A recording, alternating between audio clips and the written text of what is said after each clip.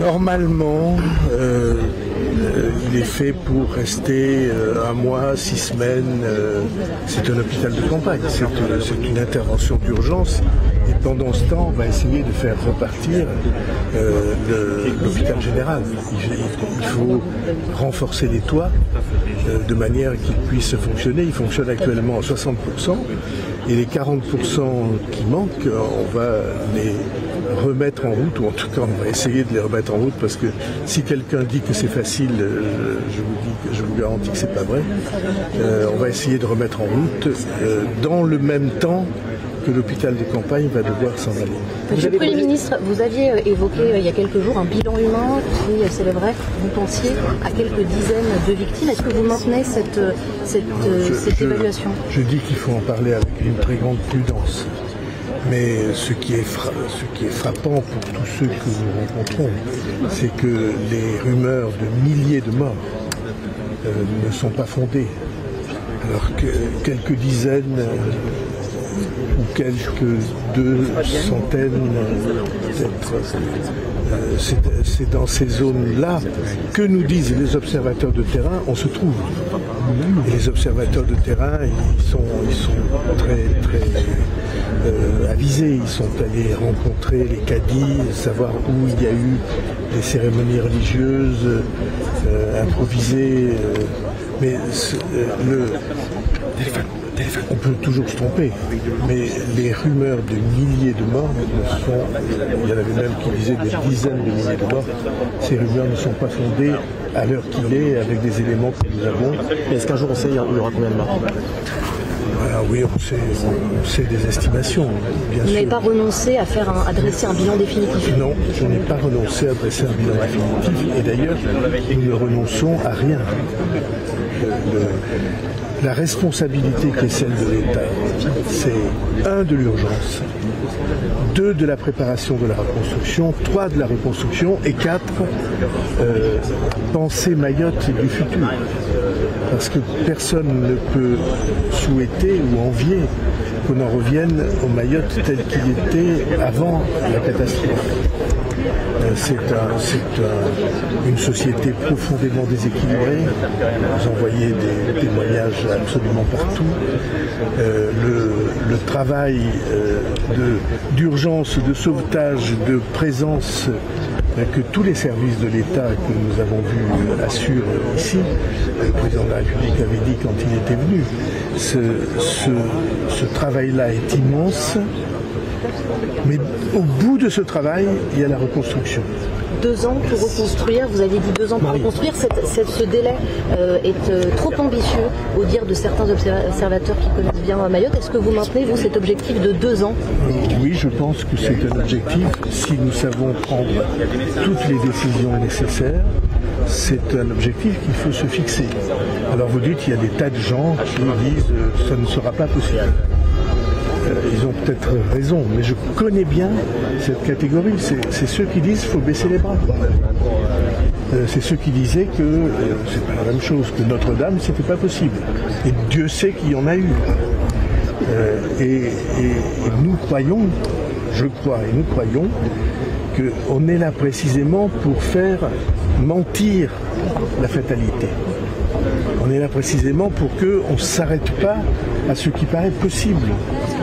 C'est tellement énorme, tellement grave, tellement déstabilisant. Il y a tellement de problèmes à traiter en même temps qui sont des problèmes de santé, de blessures, des problèmes, mais aussi des problèmes pour la société mahoraise qui est très déstabilisée. Les écoles sont dans l'état que vous avez vu.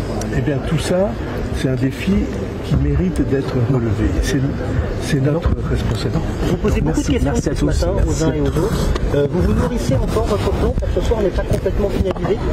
Il est très avancé, mais le plan Mayotte debout que nous allons annoncer ce soir, il peut être amélioré et il pourra être amélioré encore. Moi, je ne crois pas aux décisions définitives qu'on annonce et ça bouge plus et c'est comme ça et pas autrement et on met des œillères. Je crois qu'il faut à tout instant se laisser inspirer par les gens de terrain, la vie comme elle est. Et oui, je découvre encore des problèmes qui seront dans le plan ce soir. Juste un mot, Monsieur le Premier ministre, sur l'immigration.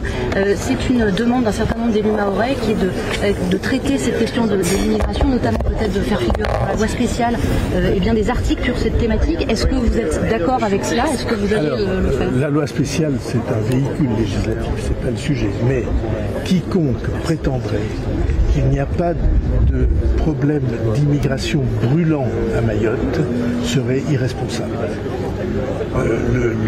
La population est profondément bouleversée, pour beaucoup d'entre eux en révolte. Et qui ne le serait pas quand vous voyez ce qui nous entoure? Et donc notre devoir à nous, c'est de poser la question et de tenter d'apporter des réponses. Et ça se fera, je l'ai indiqué, au Parlement, au Sénat, à l'Assemblée nationale, par des propositions de loi qui isoleront des sujets qui sont des sujets de blocage. Et on aura des débats. On discutera avec toutes les forces politiques, celles pour qui c'est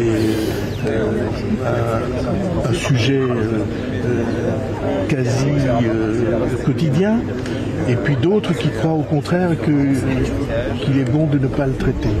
Je pense qu'il est nécessaire de le traiter. Et grosso modo, la philosophie que je veux appliquer au gouvernement, c'est ne rien cacher, ne jamais laisser de poussière sous le tapis, parce qu'autrement les sujets s'infectent au sens médical du terme, et ça devient gravissime, ça devient déstabilisant. Et on peut apporter des réponses pensées, réfléchies, j'espère équilibrées, et en même temps sensibles. Est-ce qu'il faut revenir sur le droit du sol à Mayotte, Monsieur le Premier ministre? En tout cas, c'est une question qu'il faut poser, que j'avais posée dans une campagne présidentielle antérieure, si vous fouillez vos bulletins. À Mayotte et en Guyane, il y a des difficultés très particulières, très localisées. Il faut savoir que les obligations de quitter le territoire français, on dit qu'on en exécute 7%, ça veut dire que 93% sont exécutés, mais dans les 7%, au moins la moitié sont exécutés à Mayotte et en Guyane, parce qu'il suffit de retraverser pour que les personnes soient ramenées dans le pays d'où elles viennent. Et ça ne veut pas dire que ça résolve la question, parce que s'il y en a autant qui arrivent que de ceux ou celles qui partent, on n'y arrivera pas. Est-ce qu'il faut interdire les logements en tôle? En tout cas, c'est des questions qu'on traitera. C'est des questions qu'on traitera parce que vous avez tendu vos micros à tout le monde. Il y a une telle demande de la population. Et c'est une demande très dangereuse, parce que ça fait des vagues de rejet qui sont considérables. Alors, mais simplement, si ces constructions en tôle disparaissaient, qu'est-ce qui se passe pour ceux qui étaient là? Et comment peut-on les identifier, les ramener chez eux? Tout ça, celui qui prétend que c'est une question facile, qui vienne me voir, je suis prêt à écouter ses solutions. Merci à tous.